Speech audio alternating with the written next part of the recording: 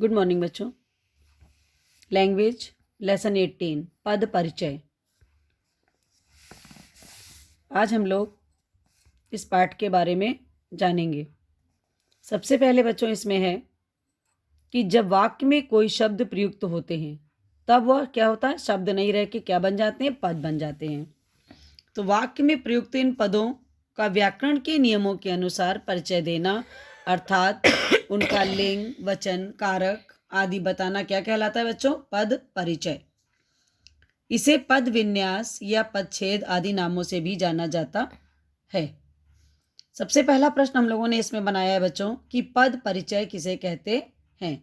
ये तो आपने जान लिया कि पद परिचय क्या होता है, ठीक है। जब वो शब्द ना रह के क्या बन जाता है, पद बन जाता है।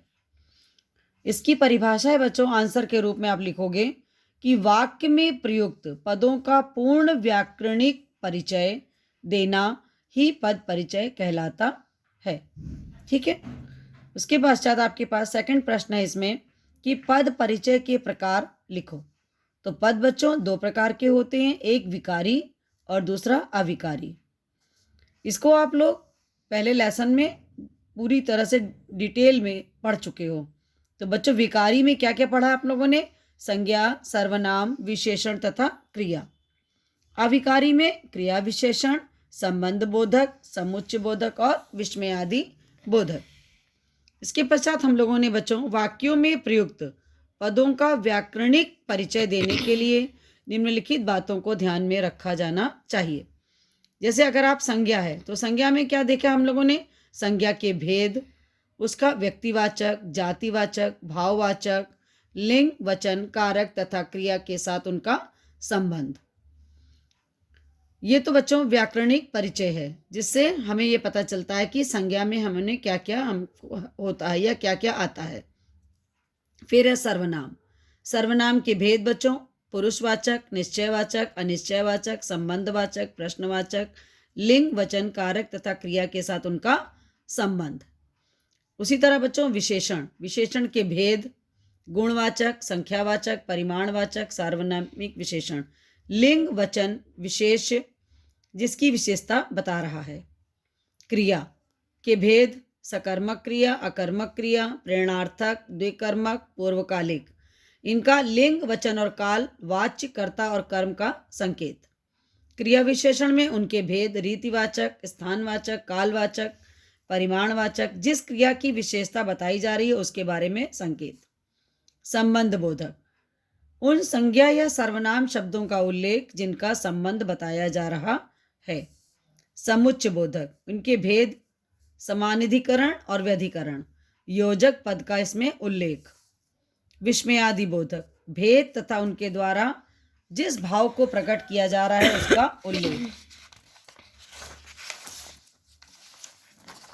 इसके पश्चात जो चीज़ें अभी हम लोगों ने पढ़ी यहाँ पर उन्हीं के उदाहरण के रूप में दिया गया है। जैसे एक वाक्य हम आपको बता दे रहे हैं, बाकी आप इसी से आप पढ़ लेंगे। बिल्कुल इसी तरह है कि आकाश यहाँ रहता है।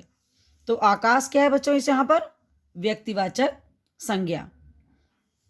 यहाँ रहता है तो व्यक्तिवाचक संज्ञा है और ये कौन है? पुल्लिंग है और एक वचन है ना, कर्ता कारक है।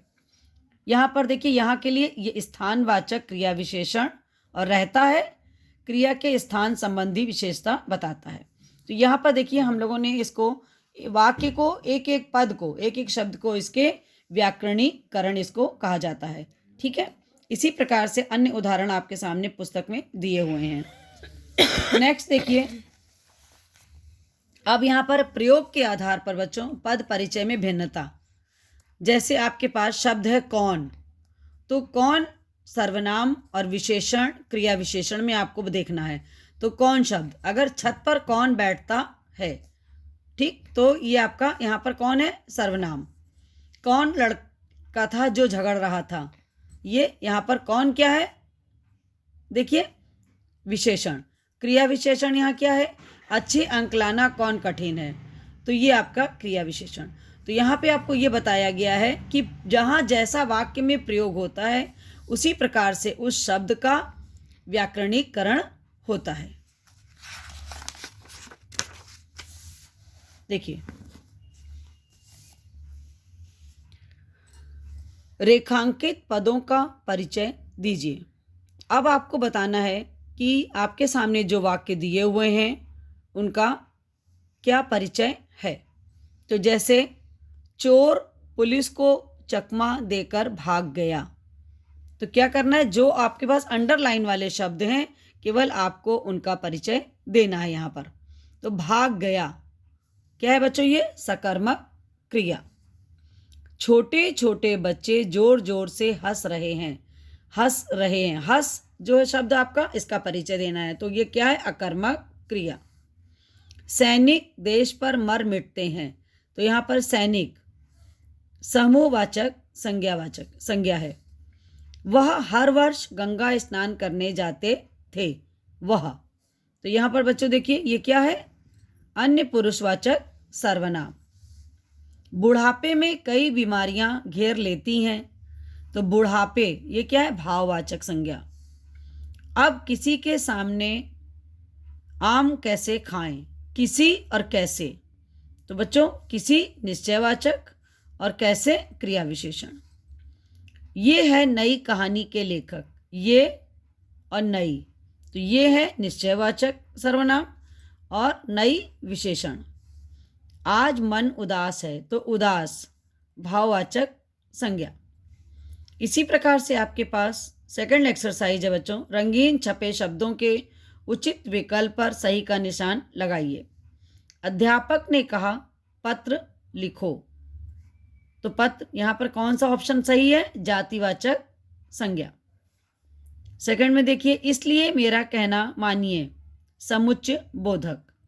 रात भर दादाजी इधर उधर घूमते रहे, कालवाचक क्रिया विशेषण। मैं एक नौकरी ही तो चाहता था,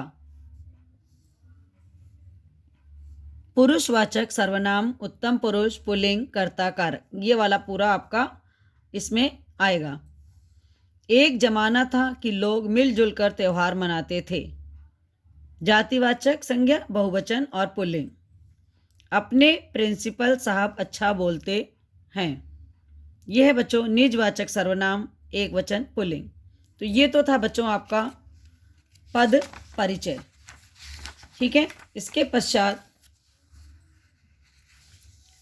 यहाँ तक आपको अपनी कॉपी पेस्ट में मैंने बताया था कि यहाँ से 1 to 4 तक करने हैं, ठीक है, दोनों में।